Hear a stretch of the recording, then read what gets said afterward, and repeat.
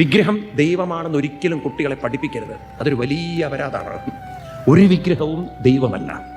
അത് നമ്മൾ ഹിന്ദുക്കളെ തെറ്റി പഠിപ്പിച്ച് കാരണം നിങ്ങൾ അങ്ങനെ തെറ്റ് പറഞ്ഞു കൊടുത്താൽ നമ്മുടെ ഭാരത സംസ്കൃതിയെ നിങ്ങൾ മനസ്സിലാക്കാതെ പോകും.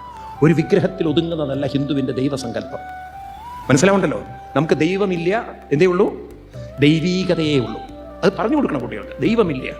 അമ്പലങ്ങളിലൊക്കെ പോകുന്നത് ആ വിഗ്രഹം എന്ന് പറയുന്നത് ഒരു ഗുരുസ്ഥാനമാണ്. ആരാണ്? ഒരു ഗുരുവാണ്. ശിവൻ ഗുരുവാണ്. ഗുരുവിനെ ഏത് ഗുരു? അറിവിൻ്റെ ഗുരുക്കന്മാരാണ് ഇവരൊക്കെ. അതുകൊണ്ടാണ് ദക്ഷിണാമൂർത്തി സങ്കല്പങ്ങൾ. കൃഷ്ണം വന്ദേ പറയൂ, ജഗദ്ഗുരു. സരസ്വതി അറിവിൻ്റെ ഗുരുവാണ്. ലക്ഷ്മി സമ്പത്തിൻ്റെ ഗുരുവാണ്. ഒക്കെ ഗുരുക്കന്മാരാണ്. അതല്ലേ ഗുരുർ ബ്രഹ്മ, ദൈവം ബ്രഹ്മ, ദൈവം വിഷ്ണു എന്നാണ് എഴുതി വെച്ചത്. ആണോ? എന്താ എഴുതി വെച്ചത്? ഗുരുർ ബ്രഹ്മ, ഗുരുർ വിഷ്ണു, ഗുരുർ ദേവോ മഹേശ്വര, ഗുരു സാക്ഷാൽ പരം ബ്രഹ്മ.